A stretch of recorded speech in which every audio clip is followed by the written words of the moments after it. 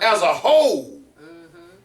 I ain't talking about all churches, but what if one or two churches as a whole could all stand together sincerely, Lord have mercy, and pray and ask God to bless us in these trying times. God sent his spirit upon Jehaziel, that was in the midst of the congregation, to give Judah confidence. He told them, he said, God is telling me to tell you not to be afraid. Don't be dismayed by this great multitude of warriors that's coming before you. For the battle don't belong to you. This is not your battle. This battle is the Lord. God initiate this, and God is going to take care of it. God showed Jehaziel. He told him, he said, tell him when to act. So when do you act? You act tomorrow. Be prepared tomorrow to go down against your enemy. He showed him where the enemy would be. He said they're going to be coming up by the cliff of Zig at the end of the brook before the wilderness of Jeruel. He showed them what they should do. Position yourselves. Be prepared mentally, prayerfully, spiritually, and be united. Be unified. Now, I keep hearing that word all of the time, talking about we need to come together and unify. Lord have mercy. I hate to tell you all, but I'm just going to, somebody got to tell you, you talking words. You don't mean that. If you really wanted to come together and unify, we wouldn't still have no killings going on in the street. And the grand jury wouldn't be turning loose three, Lord have mercy, policemen downtown here that beat this man, another undercover cop, almost to death. The jurors that was involved, all white jury. I'm gonna tell her I ain't cutting you no slack. Lord have mercy. He told him, he said, stand still, be patient, let God act. Don't get in, Lord have mercy, God's way. Don't be so quick to say, oh, I got this.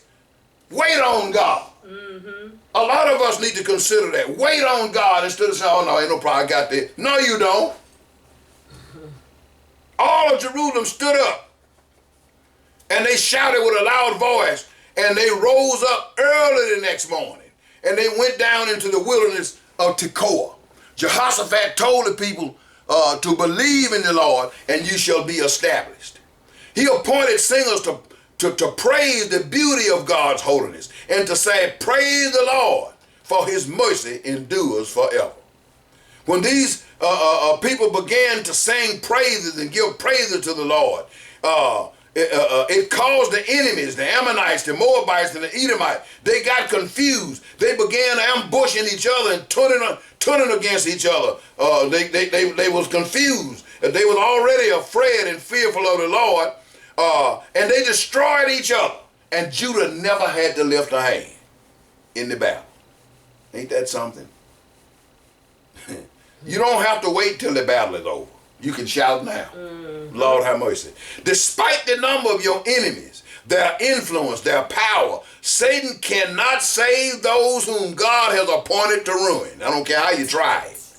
And yet nothing can hurt those whom God has vowed to protect. Amen. Lord have mercy. The Ammonites, the Moabites, and the Edomites, they outnumbered God's people. But when God is on your side, you are more than a conqueror. More than a conqueror.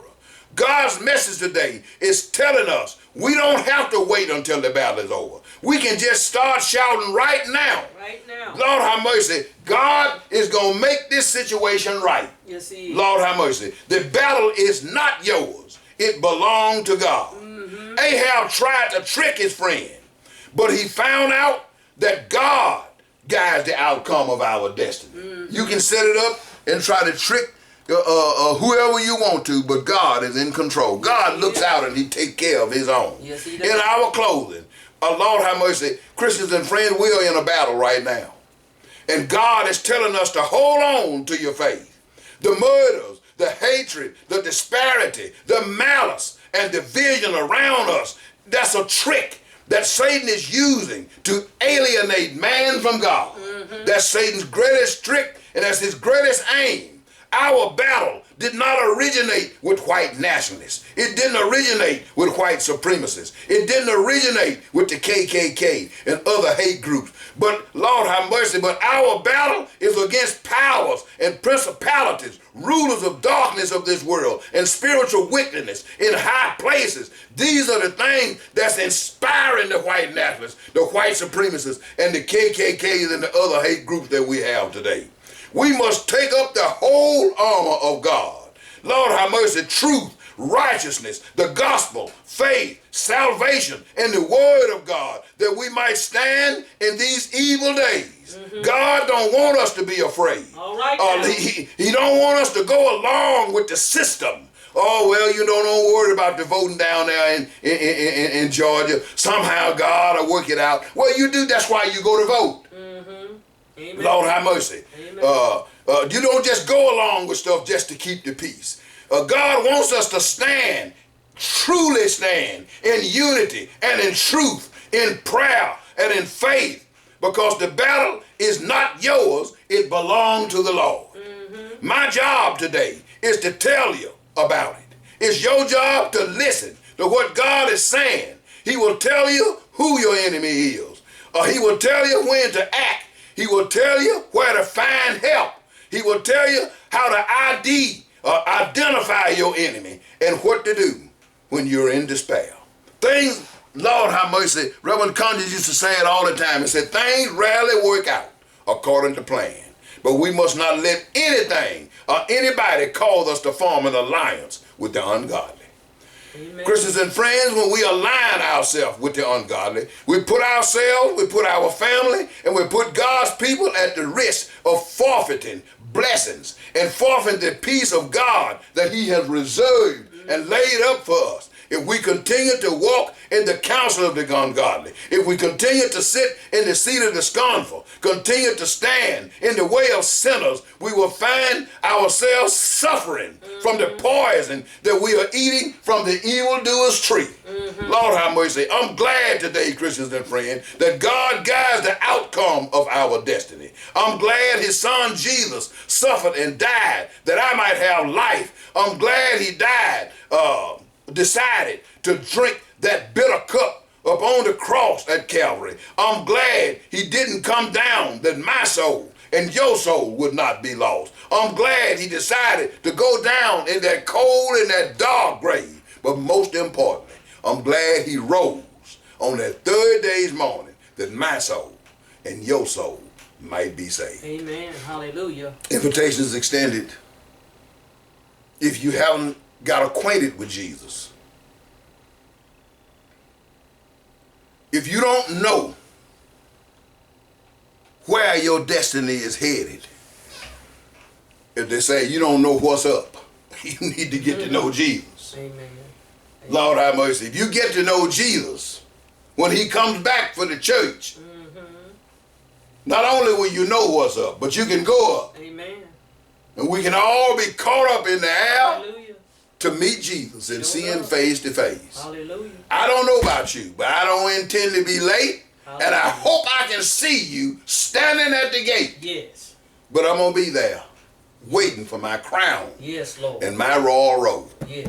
I thank God, Christians and friends, and I want to encourage you, if you don't know Jesus as your Savior, Lord have mercy, you need to confess with your mouth. Yes. And believe in your heart that Jesus Christ is the Son of God, that he died on the cross at Calvary. Lord have mercy, that he rose on the third day. And the scripture tells me, it said, if you come boldly before the throne of grace to obtain mercy, you can find help in your time of need. So may God bless you. May God keep you. If you want to know more about the Lord, if you want to learn more about the scriptures, you want to learn more about this ministry, you want to learn more about how to be stronger or just how to be a Christian, yes. Go on YouTube. Yes, Lord. Go on YouTube. Most of us know how to get on. You know, I don't deal with Facebook. That's your business. That's my business. But I am on YouTube. You go on to Google, type in YouTube. When you get onto YouTube, type in Pastor Lawrence Whitley, and you can see services like these. Like, it'll be streaming. You can also go on YouTube, and you can go on the web, on the search engine of Google, and just type in traditionalwm.org. Traditionalwm.org. The WM is the name of this ministry is Traditional Worship Ministry. So traditionalwm.org, and you can read all about us. It's headings under each one of the headings up there. It's pull downs. Even got some of our services on there. You'll learn about who we are contributing to, what we do, how we do it, and you got our email addresses on there. You got our phone numbers on there. You can email us. We will gladly email you back. We will study with you, help you to get to know Jesus as your Savior. Amen. So may God bless you and keep you. Lord, we thank you today that you blessed us with this service, for the message that you blessed us to prepare and to present today, for the communion service we was a part of. We thank you for all that you've done and all that you're doing. Bless those standing in great need, Lord, and help us that we might help somebody else. We give you all thanks. We give you all praise. Now may the grace of God, the sweet communion of his Holy Spirit, rest, rule, and abide with us from this day forward. In Jesus' name we do pray. Amen, and thank God. Amen.